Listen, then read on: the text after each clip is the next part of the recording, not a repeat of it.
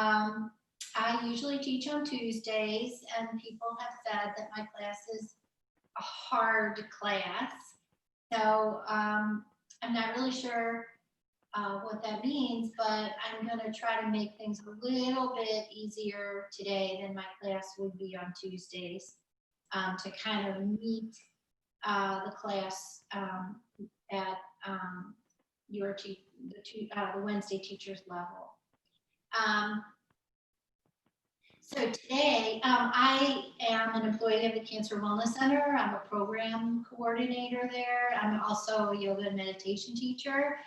I run our mindfulness program, and I develop alternative and complementary approaches to cancer programming.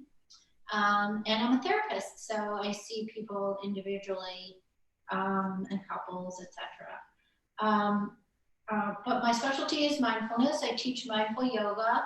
I do have a mindfulness class coming up, I believe at the end of September. And it's a 5 or 6 week, 6-week class. And if you're, like the way I teach and like some of the concepts that I present in the class, you'll definitely like the mindfulness class too. So let's get started. And Lisa mentioned that she liked what I talked about in my class yesterday. And since there's so many people in this class that I don't know, I thought I would just talk about it again because I got a lot of thoughtful feedback regarding it. And whenever I start a class, I usually have a little bit of a Dharma talk. I talk a little bit, and then I switch it back to, well, why do we talk about this in a yoga class?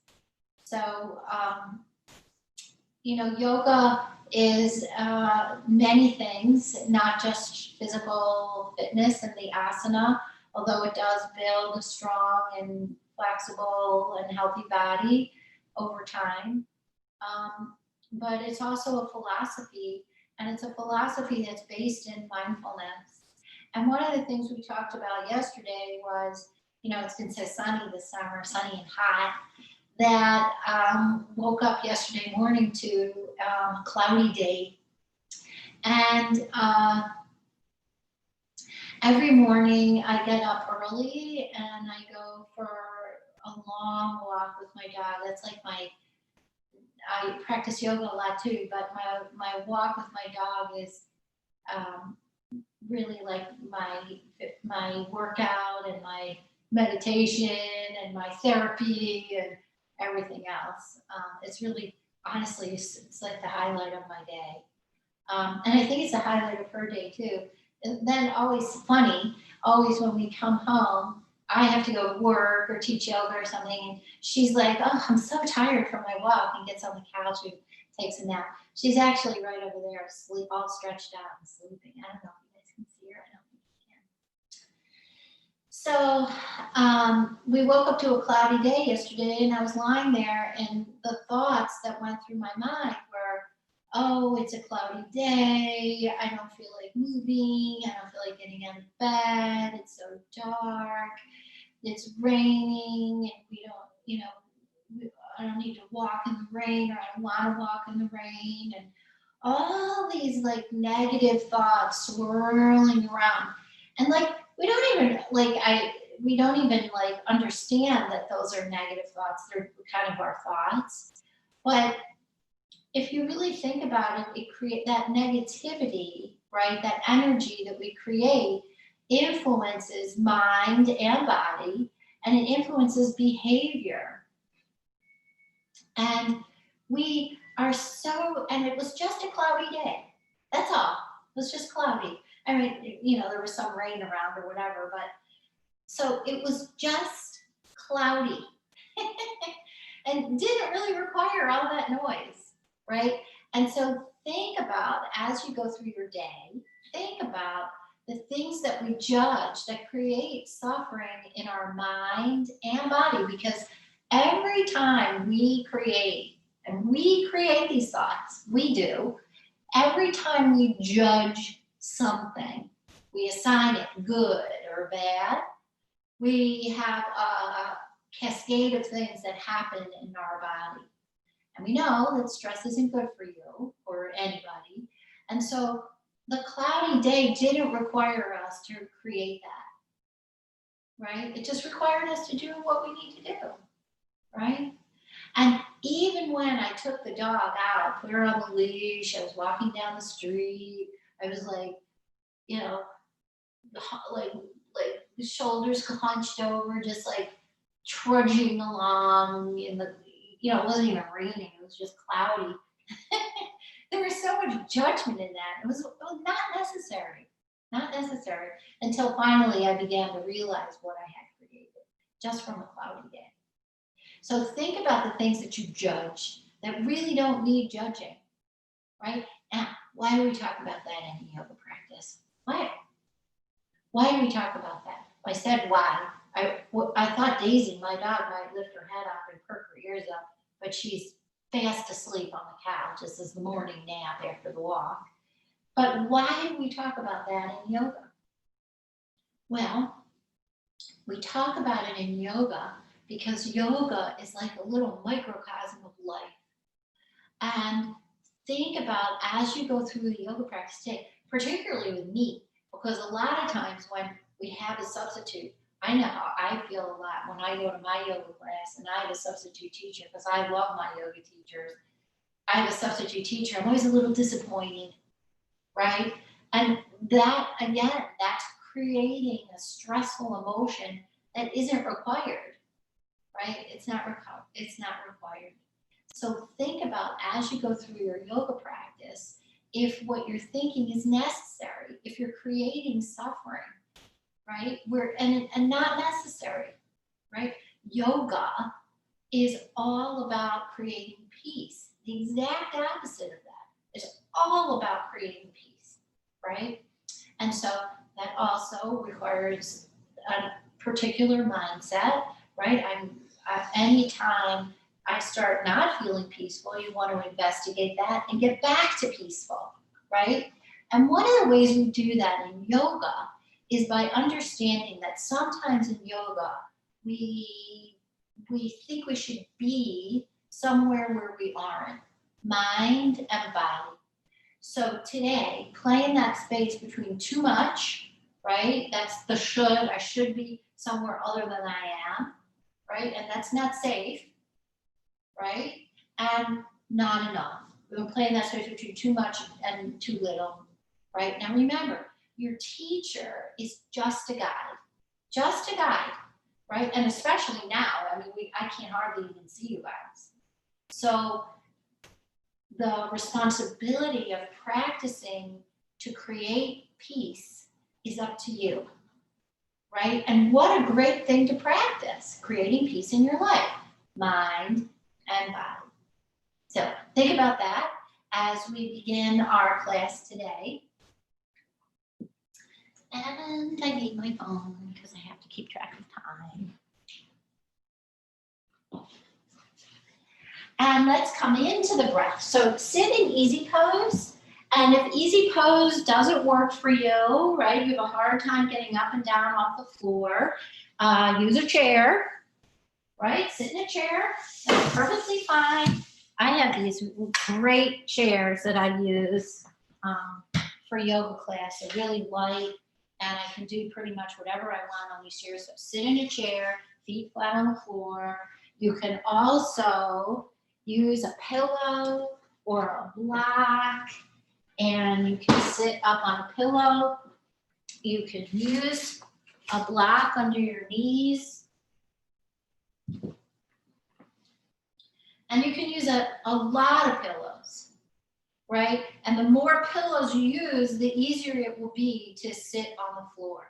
So, you could stack as many pillows as you want, right? And that's going to release the pressure in the hips, which will also release the pressure in the knees.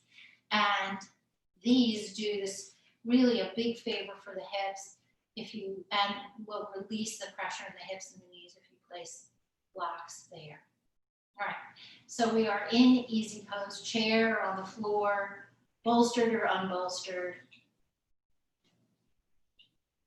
excuse me, you can use your pillow, your bolster underneath here also.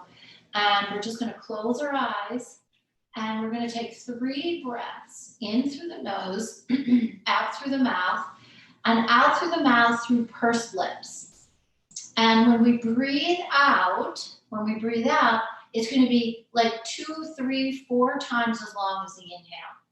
Now, when you inhale, I want you to fill up your lungs all the way so that you feel, if possible, so that you feel the torso expanding, the muscles and ligaments of the torso expanding. You feel a little pressure of the breath in the lungs.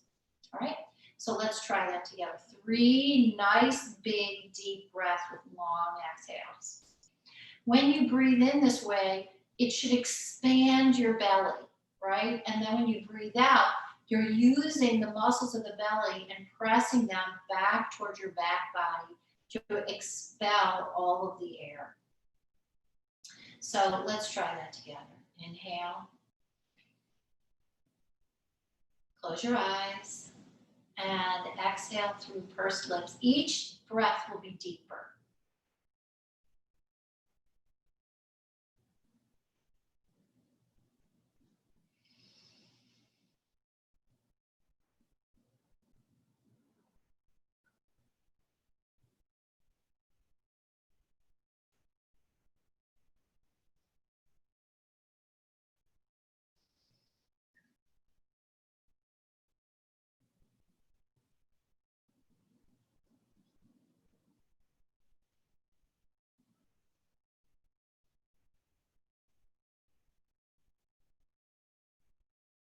Now, that helps us gather our attention and anchor it in the here and now. And with the idea that our yoga practice assists us in learning to be better and paying attention to the present moment.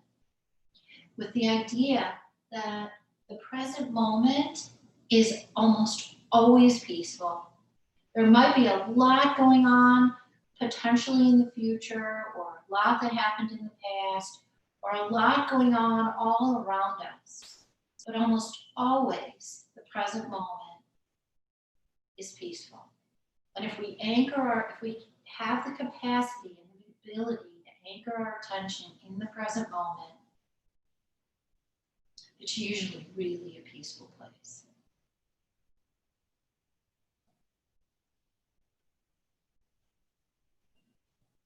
So, taking our blocks away, if possible. If not, just leave them there. And we're going to exhale the right ear to the right shoulder. And we're going to exhale the left ear to the left shoulder.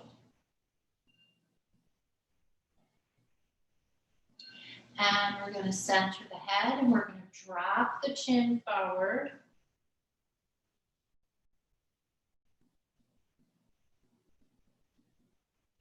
And on the inhale, we're going to lift the head. We're going to exhale the head back. Now, when you drop the head back, move your jaw around forward and back and side to side.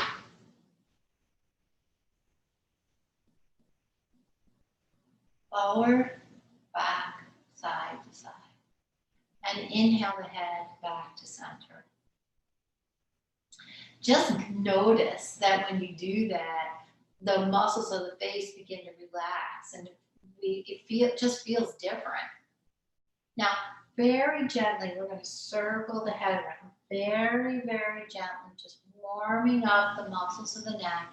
Remember, there's no force in yoga. Force is not peaceful. There's no force in yoga. So clockwise, counterclockwise, to each direction 3 times. Stay with your breath.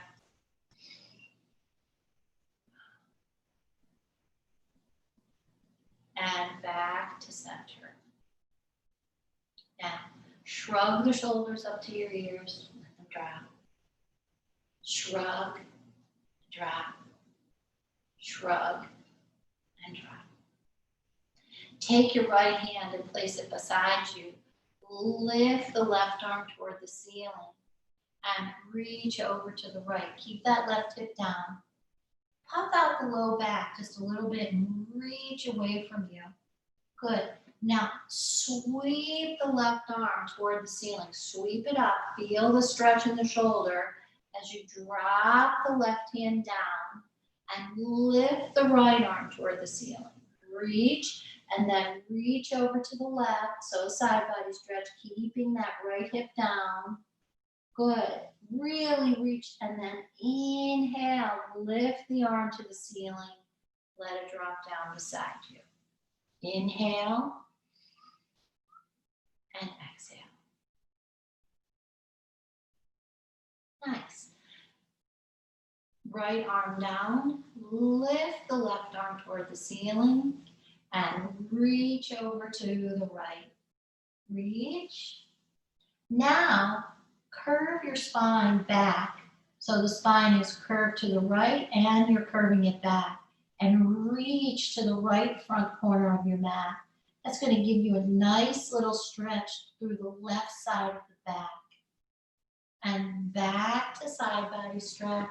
We've bent into the elbow, so we're using that right arm. And now on your inhale, big lift, big motion. Feel the rotation in the shoulder. Drop the left hand down. Reach the right arm toward the ceiling. Reach. And then over to the left. So the spine is curved to the left and back. And we're reaching away to the left front corner of the mat. You'll feel that in the scapula also. The left elbow is bent, so we're working that left arm at the same time. Back to side body stretch. And nice big inhale as we come up and we come down. One more time. Right arm down. Lift the left. And reach to the right. Good. Drop into the right elbow. Reach to the right front corner of the mat. Nice. Back to side body stretch. Inhale, big motion. Reach to the ceiling. Now, rotate the arm back and around. And back and around. And place it down. Reach the right arm toward the ceiling. Reach over to the left, side body stretch. Curve the spine back. Reach to the left front corner of the mat. Inhale and exhale. Back to side body stretch. Inhale. Come all the way up. Reach to the ceiling. And then rotate the arm around. Clockwise and counterclockwise. And back to center. Shoulders up. And exhale. Relax the shoulders. Inhale. Exhale. Feel the effort of your work here, right? Very simple movements, but really loosening things up. Really loosening things up. And as my friend Brittany always says, she's a physical therapist, motion is lotion. Everybody's probably already heard that, but I just think it's cute. So inhale and exhale, inhale, exhale. Good. So let's come to all fours. And if your knees hurt when you're in all fours, place a blanket or a sponge or something foam, like something memory foam, something like that, very soft underneath your knees that will help you if you have knee pain when you're on all fours. It also helps if you put your mat on a carpet and you have a soft mat. So, and we'll only be on our knees for a few minutes. So taking away your supports and making your way onto your knees. And we want to make sure that your heels of your hands are just underneath. Let's move this away. We just want to make sure that the heels of your hands are just underneath your shoulders. Relax the shoulders, and the knees are just underneath the hips. And your back is really quite flat. Roll over the toes, and place a little pressure in the toes. We're going to roll back and forth in the toes just to kind of warm them up a little bit. Now lift the feet and roll your ankles around as you flex and open the toes, and flex and open, and roll the ankles around. And remember, motion is lotion. And boy, it's so important for us to keep our feet moving and flexible. We get these calcifications in our toes, and it affects everything because the feet are the foundation. So we want to keep all of this really moving and use it, and be kind to it, etc. Okay, so come to the tops of your feet. And we're going to do cat and cow. So cat, and we're going to do angry cat to really begin to warm up the spine. So we did a pretty good job with the neck and the shoulders, and now we're moving down to the spine. So we're going to curve the spine to the ceiling like we did before we curved it back. Now we're going to curve it to the ceiling. You're going to really tuck your tail and pull up through the pelvic floor and push into the heels of the hands. The chin is going to track toward your chest, and you're going to feel that stretch through the low back in particular. And now we're going to come back to tabletop, which is your flat back position. And you're going to reverse the spine. So the chest is going to drop through the shoulders. The sit bones are going to lift, and the spine is reversed. So here you're going to feel the stretch in the front, in the belly, in the front. If you put a little bend in the elbows, this will be challenging in the arms, but good for you, building strength in the arms. So let's come back to flat back and into cat. So exhale, and then inhale and come all the way down into cow and look up. Sit bones are tracking up also and really kind of separated. And then let's come back to flat back. So notice that your arms are working here. We're putting pressure in them. That's good for them. It builds strong bones. Let's try cat and cow one more time. Cat, push into the heels of the hands. And reverse into cow. And look up. And let's do that. Do that on your own. Just maybe 3 sets. So we're really working the spine, the shoulders, the tailbone. And now let's put our big toes together. And if you use a bolster for child's pose, put that bolster back behind you. If you need a block for child's pose, go ahead and grab it and support yourself as you come back into child's pose. So this is what supported child's pose looks like. And you can put a lot of pillows underneath your tush if your tush doesn't reach back like mine. If you're a more advanced student, child's pose looks like this. The knees are open.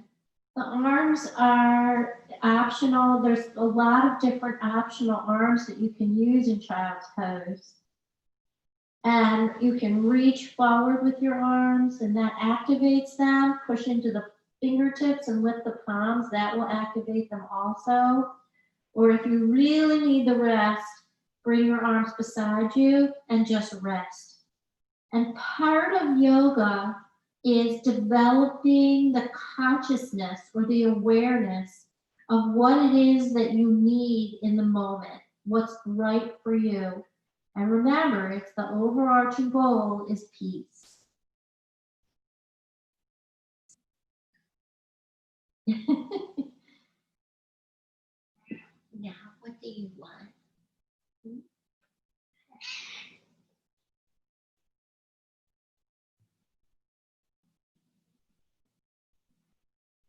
So take a rest here and really feel the effort of your work, right? We've worked those arms. The arms should, mine anyway, are feeling a little tired. So notice that and allow the muscles to rest.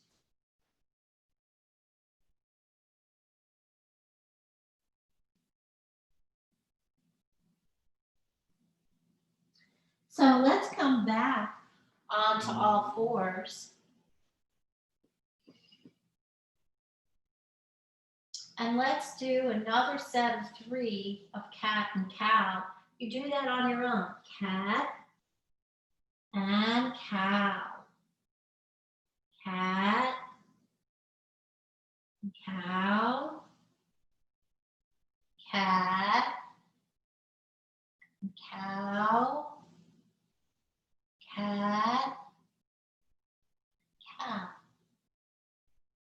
Now, one of the stretches that I like to add when we're doing cat and cow is one that really stretches out your back. And so what you want to do is kind of readjust your stance, and you can roll over your toes. Excuse me, sorry about that. You can roll over your toes and then drop the tush back as you reach your arms forward. And then let your head drop in between your shoulders. So anywhere in here, and if it's too much pressure on the toes, then come to the tops of the feet. And you just want to keep your hands stretching forward and then drop the tush back. And that's going to give you a really beautiful, gentle stretch through the upper back, shoulders, and arms. I really like this stretch. And if you puff out the back a little bit, it will intensify it. I think that this stretch feels really good. Okay, let's come back to all fours. Let's just do one more little asana here since we find ourselves here. So let's take the right leg and place it in the middle of your 2 hands. And then place the right hand about 6 inches, the heel of the hand will be about 6 inches in front of the right knee. And we're going to extend the left leg and come to the sole of the foot of the left leg with the toes of the left leg pointing toward the left edge of your mat. Your right lower leg, the one I'm waving back and forth, is going to pivot back behind you like a kickstand. And now you're going to open your body to the left.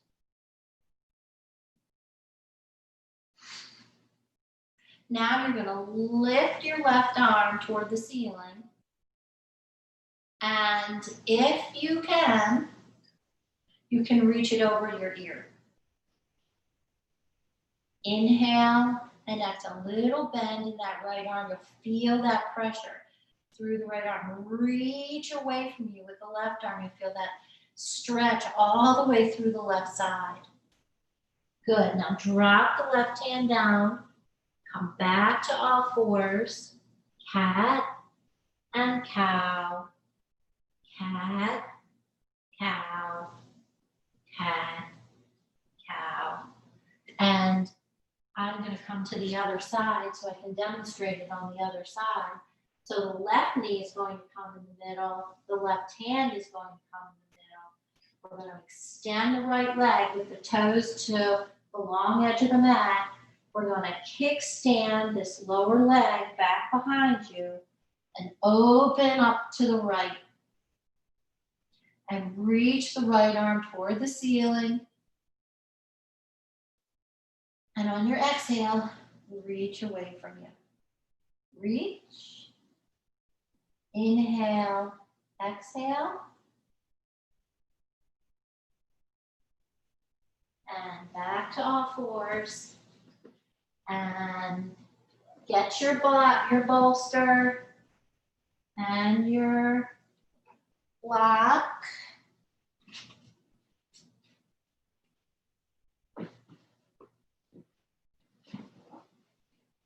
And come into child's pose. Whatever variation of child's pose works for you. This is very restorative, feels really good. If you want a more active one, you can come all the way down and reach your arms away from you. This one is also very restful. So think about what variation works for you, right? Yoga is all about knowing where you are and then working with it to create peace. It's really all it's about. Yeah.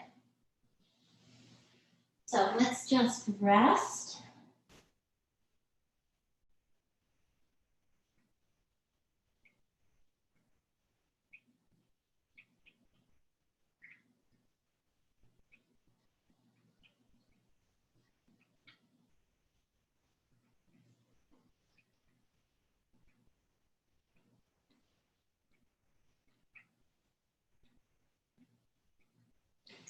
So let's come up onto all fours. And let's make our way to standing. So any way that you can get to standing, that's what we want to do.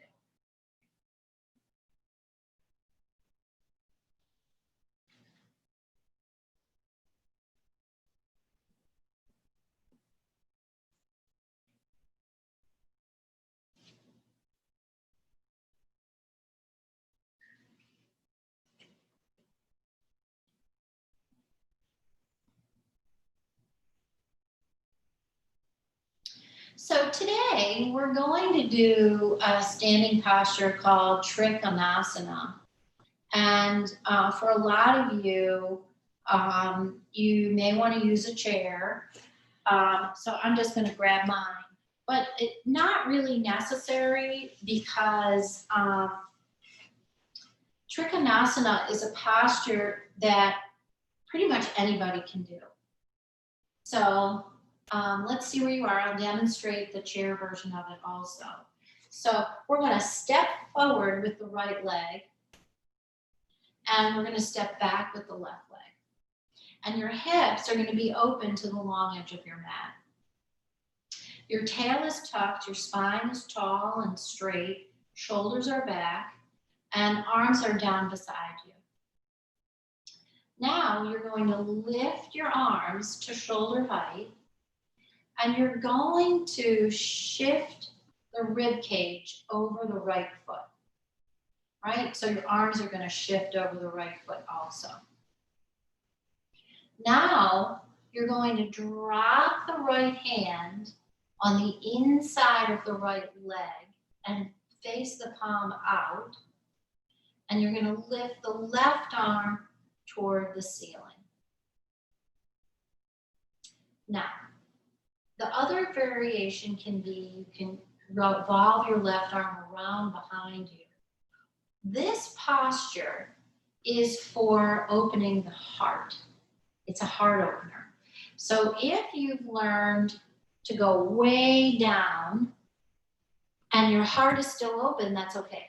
But a lot of times what I see is that people come way down here in Trikonasana and I see this. That's not what the pose is about. The pose is not about coming way down. The pose is about working with your body and your chest to keep the heart open and reaching to the ceiling. And the reach to the ceiling is your arm is directly out from your shoulder socket. The arm is engaged. If you want to use a chair, bring it on the inside and use it to hold on to wherever you happen to be. You can hold on here, you can hold on at the seat, you can hold on at the rails. So as I leave you in Trikonasana, what are you thinking about? So notice the quality of your thoughts, right? This is a very weird posture, right? Try not to lock your knees either. Reach to the ceiling, drop it, drop the right hand a little bit more. Rotate the left hip away from you and feel how that flips the stretch into the groin. So now pull up through the pelvic floor to come back to standing. Drop the arms and you rotate all your toes to the long edge of the mat without locking your knees. Inhale, exhale. If you've lost your breath, the way to get it back is through the exhale. We always start to gulp more air in, but it's really about the exhale. So you could even exhale first, like, and that will help you catch your breath. So let's rotate the left toes toward the short edge of the mat. Try not to lock that knee, it's a little bit bent. Rotate that right hip away from you, and the feet are in alignment. The heel of the left foot is in line with the arch of the right foot. We're reaching the arms out, engage the triceps, the shoulder blades are together on either side of the spine. Shift the rib cage over the left leg. Drop the left hand on the inside with the palm out. Lift the right arm toward the ceiling. So use your blocks if you need it. If you want support that way, you can pile blocks up on the inside of the leg, or you can just drop wherever you happen to be, or use a chair. But do what's right for you, what feels right for you today. And also remember that what feels right to you today is not necessarily what felt right yesterday. It's always changing. Inhale, come on up. Drop the hands down, toes to the long edge of the mat. Inhale, the arms up, reach to the sky. Good. And now exhale, let's take a spread forward fold. Let the arms hang in the middle, look back between you, between the legs. Feel the stretch in the backs of the legs, toes are pointing to the long edge of the mat. And inhale, come up halfway, flatten the back, lift the sit bones, look forward. Exhale, forward fold. And inhale, let's come all the way up. Give your heart time to adjust. Reach the arms back and around. And exhale, arms down.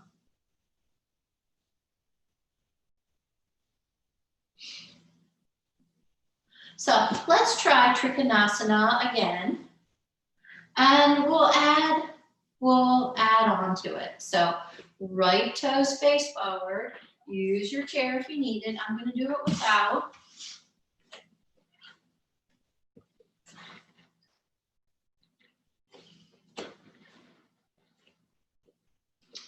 Right toes face forward. Left toes are back. Inhale. Reach over the thigh, rib cage over the thigh. Drop the right hand down. Left arm lifts. Inhale. Exhale. Now pull up through the pelvic floor. Pull. Drop the right hand down on the left hand on the left thigh. Reach to the ceiling. Reach back in a side body stretch. Inhale and exhale. Nice.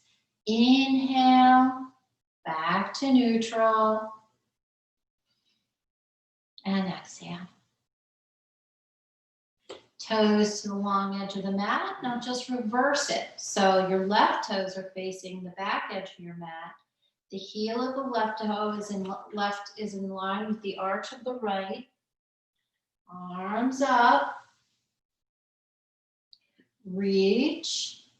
Drop the left hand on the inside. Lift the right. Inhale, exhale, rotate that right hip away from you. And now pull up through the pelvic floor, engage the center of the body, right hand on the right thigh, reach back in the opposite direction. Nice. And back to neutral. Toes to the long edge of the mat. Now, I switch from right to left for a reason. And we do these moving around our mat for a reason. And the reason is that if you're focusing and concentrating, it keeps you in the moment and it trains the brain. Let's be here. It's very mindful, very mindful. In yoga, there's never no reason for something that we do. Right toes forward. Good, we'll try it again. Trikonasana, reach. Drop the right hand, lift the left, extend it to the ceiling, open the chest, open the left hip. Inhale, exhale. Inhale, come up, reach back. Nice. And inhale and come up and reach back into Trikonasana. Beautiful. Feel the body moving and stretching in this direction. Arms down, toes reverse. So on the left side. Good. Reach the arms out, engage the arms, shift the rib cage over the left thigh. Try not to lock that left knee. Drop the left hand, lift the right. Reach. Inhale, exhale. Come on up. Reach back. Beautiful. And back into Trikonasana again. Just flowing with the movement of our body. Right shoulder is open. Feel the muscles of the shoulder begin to loosen up. Inhale back. Exhale. Toes to the long edge of the mat. Tick-tock your feet together or walk them together. Nice. Good job. Before we come back down to the floor, I'd just like to do a simple balancing. So get your chair out if you need it. You can always check in with the wall too. And we're going to step into the leg that's closest to the chair, hold on to the chair, and place the left foot with the left knee rotated away from you, above the ankle and below the knee. Your tail is tucked, your spine is lengthened, and you're not shooting out the right hip. You're trying to keep it as stable and in aligned as possible. The chest is lifted, shoulders are open and meet on either side of the spine. And again, this is rotated out. So if you're holding on and you're doing pretty good, try not holding on. And we'll try that for about 30 seconds. Either way, holding on or not holding on.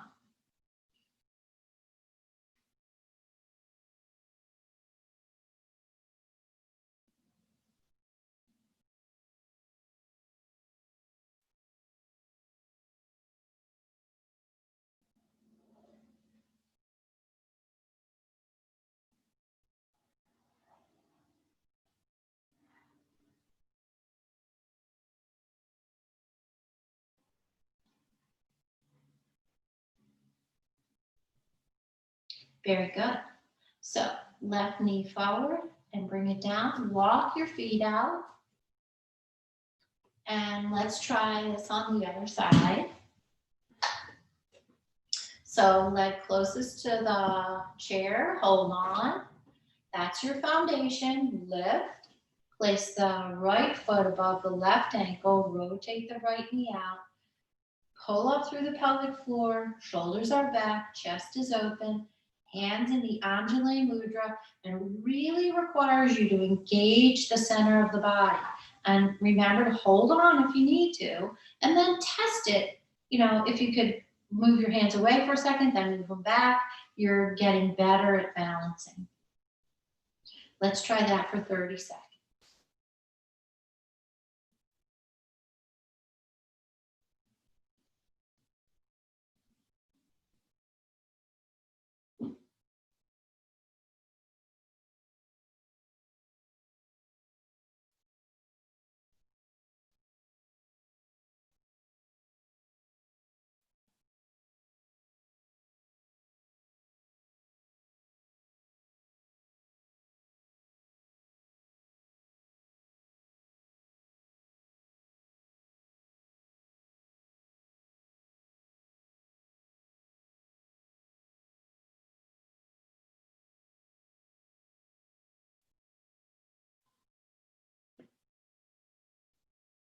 And come back. And just walk your feet out.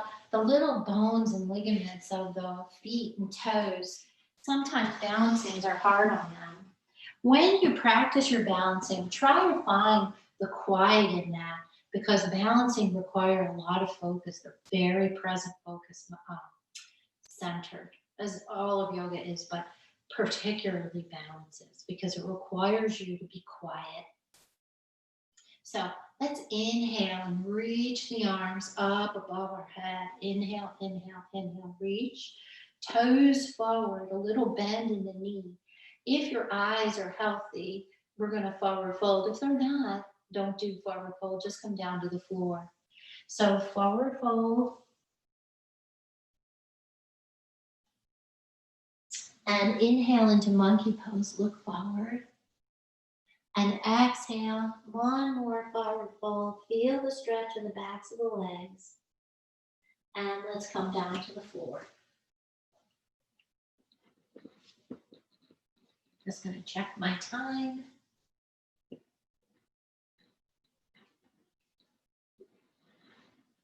So let's sit in easy pose. You can do sit. Also, you don't have to come to the floor. You can go to your chair, which works. Or sit on your bolster.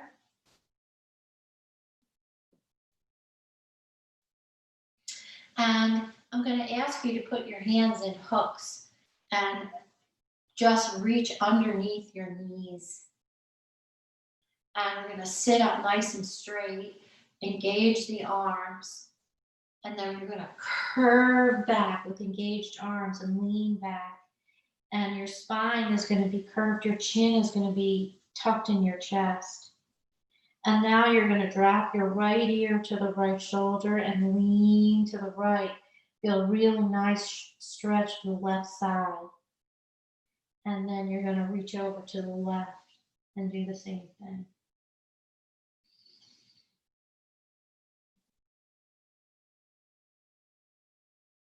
So just stretching out the back a little bit, and we're going to come into some postures lying on the floor. If you happen to have a strap, now would be a good time to get it. But it's not necessary to have a strap, and we'll talk about the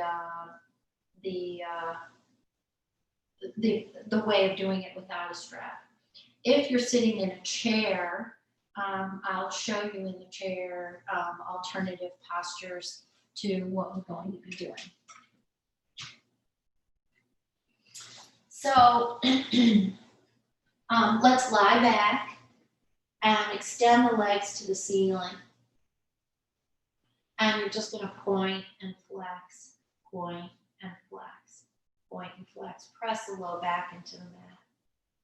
And then roll your feet around. If you're sitting in a chair, you're just lifting your legs and doing the same thing. And pressing the low back to the back of the chair. So again, working with the feet and the toes and moving them around and paying attention to them.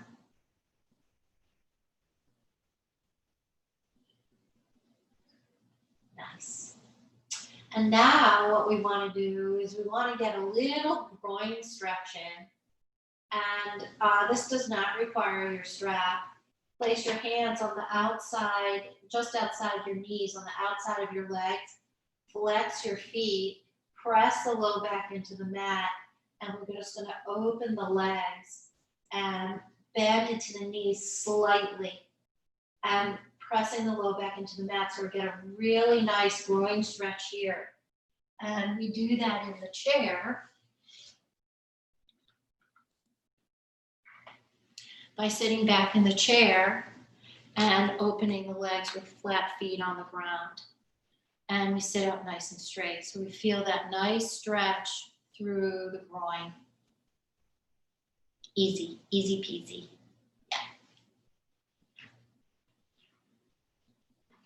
Yeah. So remember the groin muscle, we want to be very gentle with the groin muscle because that muscle gets very tight. And we don't want to injure it because it takes a long time to heal. So be very gentle, play in that space between too much and too little.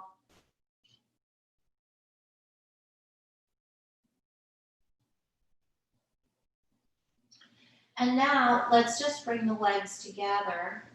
And I want you to take the left leg and bring it down to the floor. And you're going to take your right ankle and cross it over the left leg right up by the knee. You're going to press the low back into the mat. And you're going to lift and flex the feet, lift the left leg. The right knee, you want to rotate that away from you and keep lifting the left leg towards you. The left leg is at an angle, 45-degree angle. And if you're doing it properly, pressing the low back into the mat, you'll feel the stretch in the hip, in the right hip. And the way we do this in a chair is the same way. So we sit by the edge of the chair, we cross the right knee over the left, and we just sit up nice and straight. And boy, you will feel that in that right hip. If you don't, you can lift the left knee by lifting the heel or stepping on a block, and you'll feel that stretch in the right hip. It's a really nice hip stretch. So you can move that around a little bit, and it gets into all the muscles right around that hip. And a lot of times, and be gentle, a lot of times we need to stretch it all out in there. So, and then when you're done with that, let's just do it on the other side. And remember, we want to do everything on both sides. Oh boy, we are running out of time. So now, very quickly, I just want to do a twist because we always have to do a twist in yoga. And so I want you to put your feet down just below your tush and put your arms out the side, you like goalposts. And I just want you to drop your legs over to the left and try to keep that right shoulder as close to the floor as possible. The right hip is going to lift up and away from the floor. And the legs are kind of stacked, but the right knee is going to be behind the left. Take a breath here, inhale. Nice and deep, and exhale. And then just reach it over to the other side. Nice little twist. Twistings are super important. They stimulate the liver and the kidneys, the digestive system, etc. And this one especially is nice because it also stretches out the muscles of the shoulders, which tend to get tight if we carry ourselves in a certain way. So nice big deep breath here and come back. If you are in your chair, we're just twisting to the right and twisting to the left by holding onto the seat. If you want to get a little deeper, you can twist over and hold on to the back of the chair. Keep your chin centered above your breastbone because the twist is not about the neck, it's about the spine. Now, back to the mat. For those of you who cannot get down on the floor, you can just put your feet up. And for those of you who are on the floor, we are going to come into just about a minute of an inversion. And this is a really great, easy inversion for everybody. Bring your heels up to your tush area, take your block or your bolster, and lift the pelvis. Slide the block underneath the low back, right at the small of your back, and lift the knees, and then lift the legs. And so we're just going to stay here for about a minute. This is a really, really, really great inversion. If you can get down on the floor, it's a great inversion for everybody. If you're in a chair, just put your feet up. So you can put your feet up on the couch and just relax.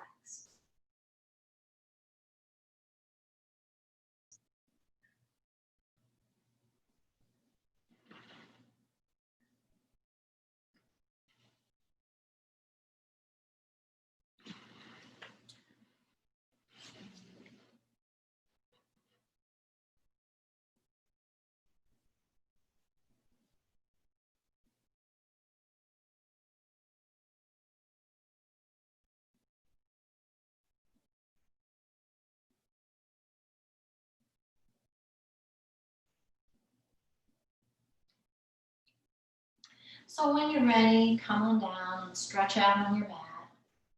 We're going to spend just a couple of minutes in Shavasana, our relaxation.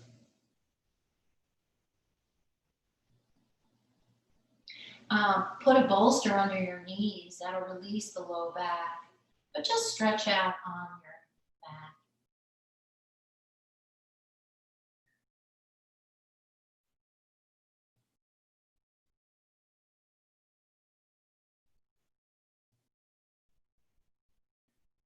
Just rest and begin to integrate the good feelings that you created, mind and body, just by coming to yoga today. So we'll take a minute or two to just be quiet.